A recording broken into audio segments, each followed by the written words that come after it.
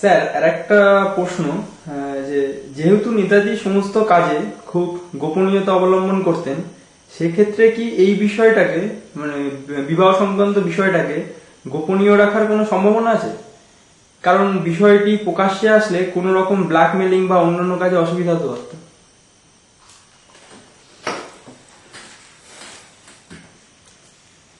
এটা best answer Netaji দিতে পারতেন, কিন্তু তার কোন কাজকে গোপন রাখবেন আর কোন কাজকে গোপন রাখবেন না, the best answer will come from this the original central character. তো তার যে অনেক কাজই গোপন রাখতে চেষ্টা করলেও গোপন থাকেনি, তার দুটো সেই সময়কারই বড় উদাহরণ দিই। একটা জিনিস বলে রাখি, সেই দুটো উদাহরণ দিয়ে রাখি।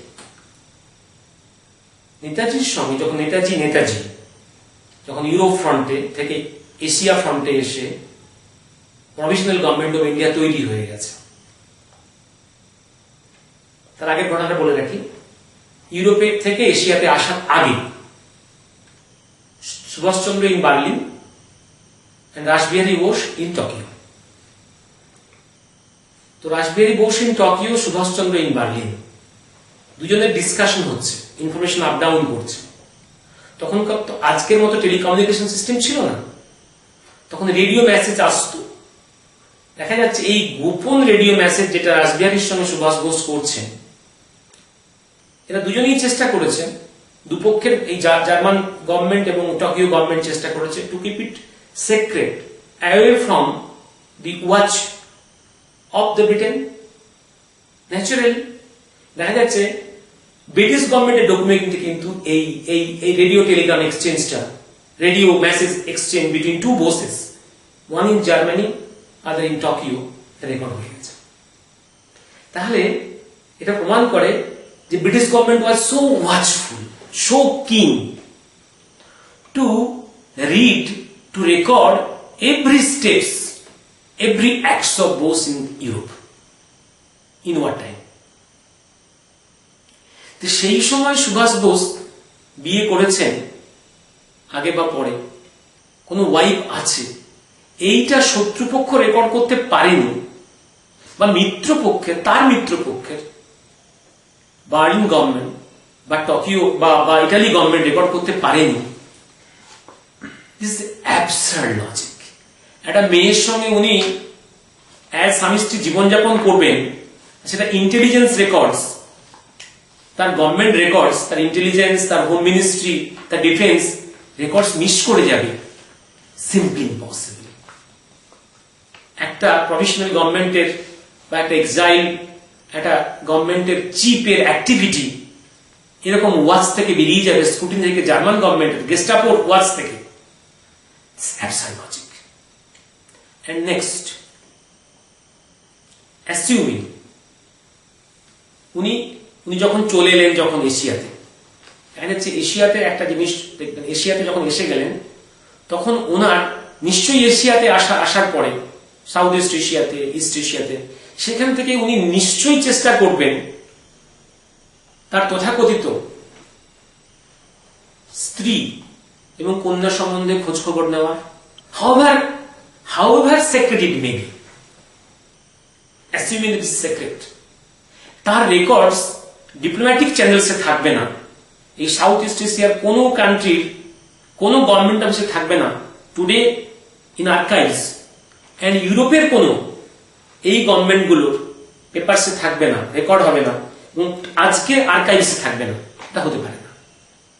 এবং আমি প্রেক্ষাপটটাকে দেখুন, এই প্রেক্ষাপটে, যে প্রেক্ষাপটে যখন প্রভিশনাল গভর্নমেন্ট অফ ইন্ডিয়া তৈরি করছে সিঙ্গাপুরে সুভাষচন্দ্র, এবং তাকে ডি ভ্যালেরা রেকগনাইজ করছে ফ্রম আয়ারল্যান্ড, সেই ডি ভ্যালেরার মেসেজ আসছে to the provisional government of India, সেই পেপার, সেই মেসেজগুলো আপ ডাউন করছে, রেডিও মেসেজগুলো।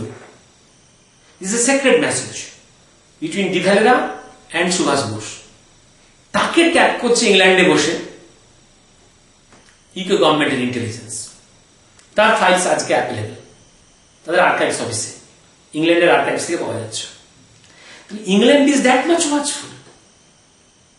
তাহলে নেতাজির মিত্রপক্ষের কোনো গভর্নমেন্টের কাছে তার রেকর্ডস নেই সেই সময়কার, যেটা আজকে আর্কাইভসে পাওয়ার কথা, এবং শত্রুপক্ষের কোনো আর্কাইভসে নেই যেটা আজকে আর্কাইভসে পাওয়ার কথা। এটা হতে পারে না। আর নাম্বার সবার শেষে যেটা বলি, যদি উনি এত সিক্রেট রাখবেন, আর যেটা এখন রিসার্চ ব্যুরো দেখাচ্ছে 1943 8ই ফেব্রুয়ারি উনি নাকি বাংলায় একটা চিঠি লিখেছেন, যেই চিঠিটা আসছে নাকি শরৎবাবুর কাছে, ওতে নাকি উনি লিখেছেন যে উনি ইউরোপে এক মহিলাকে বিয়ে করেছেন, উনি অনির্দিষ্ট পর যাত্রা করছেন, তার যদি কিছু হয় উনি যেন তার সেই বৌমাকে উনি তার যেন তাকে স্বীকৃতি এবং তার যেন মানে তার দেখভাল করেন। এই চিঠি নাকি উনি লিখেছেন 8 ফেব্রুয়ারি, এবং সেখানে কোনো মহিলার নাম নেই। তো নেতাজি এত ইরেসপন্সিবল, এত ভেগ, যে এমন একটা চিঠি লিখলেন যেখানে বিবাহিত কন্যা নারীর কোনো নাম নেই। অর্থাৎ এই এমন একটা চিঠি, যে চিঠি ইউরোপের বা পৃথিবীর যে কোনো মহিলা এটাকে মিসইউজ করতে পারে, claiming two B the wife of Netaji Subhash Chandra Bose. এবং এটা উনি লিখছেন যুদ্ধের সময়, এবং এটা ডিসকাস হচ্ছে সেখান থেকে to reach his elder brother in Calcutta. This he can do, and he will not disclose his marriage story to the people and to his own brothers officially. এই স্টোরি, এই লজিক মানতে রাজি নয়। This is absurd logic. এই লজিকটা হচ্ছে একটা খুব cunning logic. এটা ভারতবর্ষ জনগণকে ধোঁকা দেওয়ার জন্য। এর মধ্যে হিউম্যান এই লজিকের মধ্যে কোনো হিউম্যান রেশনালিটি নেই।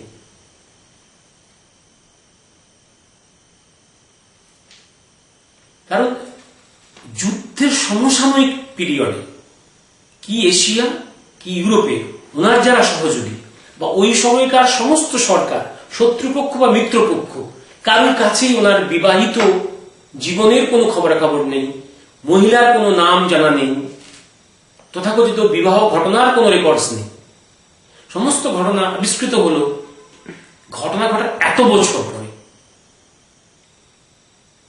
এই লজিক মানতে রাজি নই। কারণ এবং যদি এটা যদি সত্যি ঘটনা ঘটে থাকে, তাহলে আজকে কেন রিসার্চ ব্যুরো এত বছর পরে, এত কষ্ট করে, এত গবেষণা করার পরে একবার বলছে তার বিয়ের সাল 1941, একবার বলছে 1942, একবার বলছে 1937?